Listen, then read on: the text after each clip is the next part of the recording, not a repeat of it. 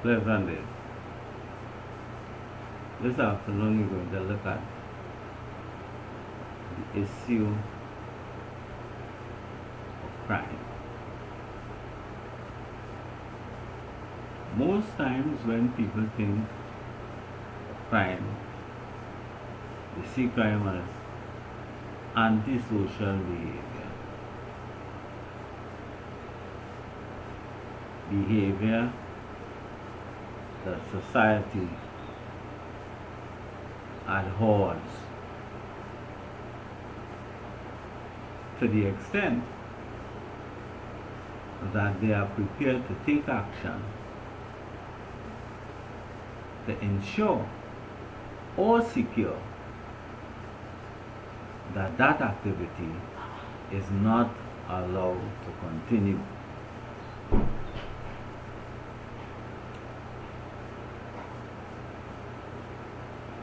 In pursuing those goals, they look at crime as something that can be addressed utilizing all the resources that any nation state has power and control over, so that they can determine how much of it is going to be used, how it's going to be used, and what are going to be the goals and objectives they will set for their efforts to either control or suppress the activities that are considered to be criminal in nature.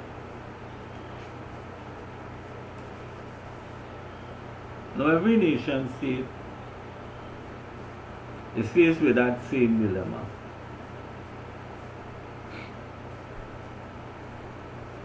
So, without exception, universally, there are three arms of state that take responsibility for addressing that issue. One, the legislative arm; the executive arm, two; and three, the judicial arm.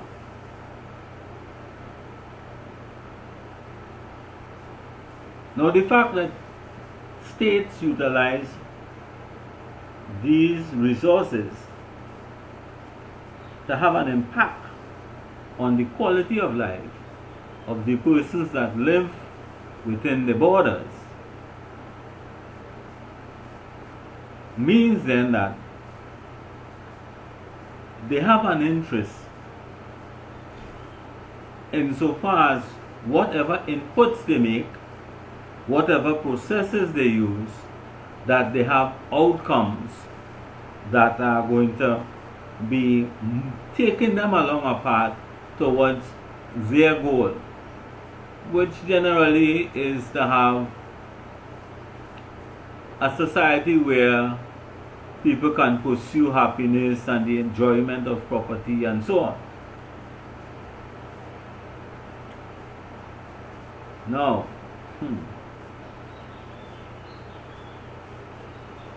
crime by nature, as a result of this structure that has been put in place in every country all over the world,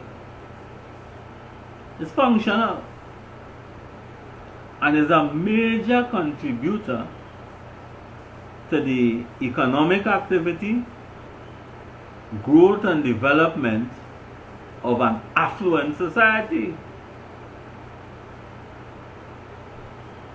For example, in pursuit of providing inputs for the processing, for the outcomes there are persons referred to as professionals that states or countries utilize their financial and other resources to secure the production of, and we're talking about producing a particular quality of individual to fulfill a particular role in terms of being part of the input system. They call them professionals. We have policemen, lawyers, doctors, magistrates, judges, social workers, just to name a few. And when it comes to really applying these inputs to the process, having outcomes, these outcomes give rise to additional inputs being required. And it takes you into another area when you're talking about crime or forensics, where there's another cadre of people that is being developed so that they can handle the processing to provide additional inputs into the processing in order to secure certain outcomes.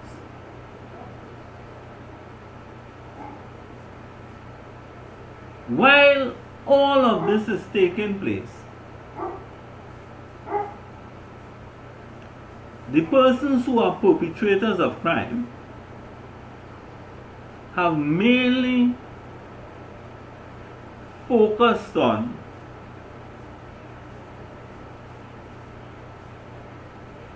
eluding capture by one, making it difficult for them to be identified, and two, by suppressing any activities that will hold them accountable. So there are two main goals: avoid detection and avoid accountability.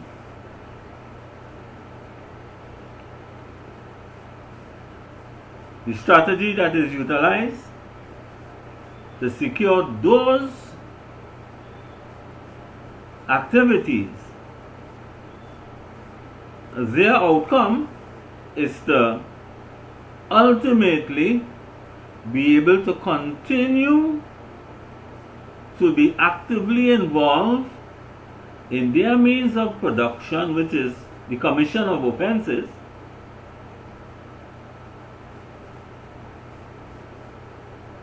and the tool they use is murder.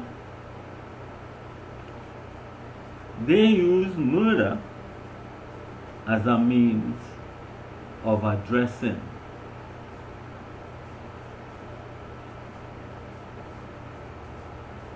the question as to whether or not they will be held accountable.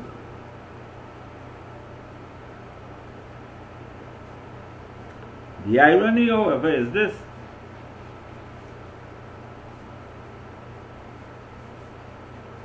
that by so doing, what they actually engage in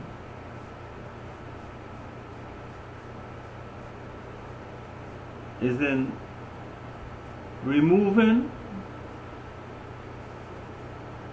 a source of production from which resources can be derived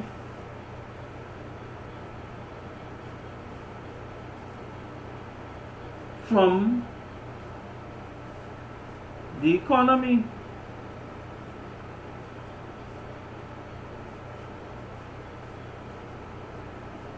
The difficulty remains in that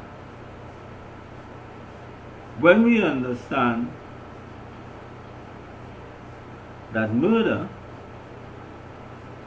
really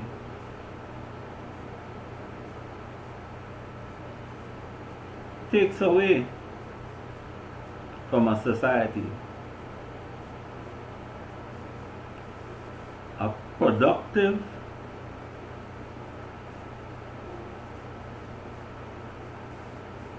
factor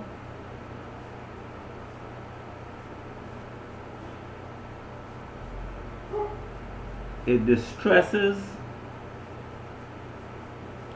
the potential for continuous growth.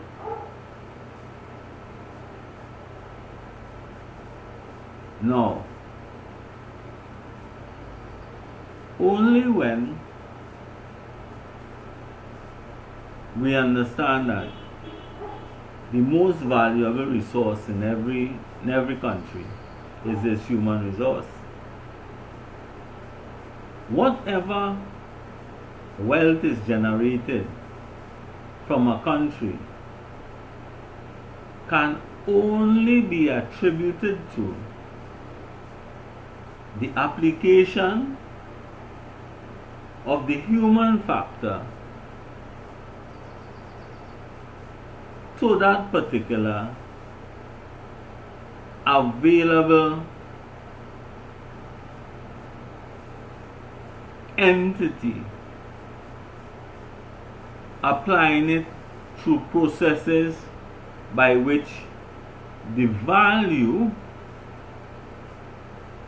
increases, thereby making it a commodity to be desired by others, for which they are willing to exchange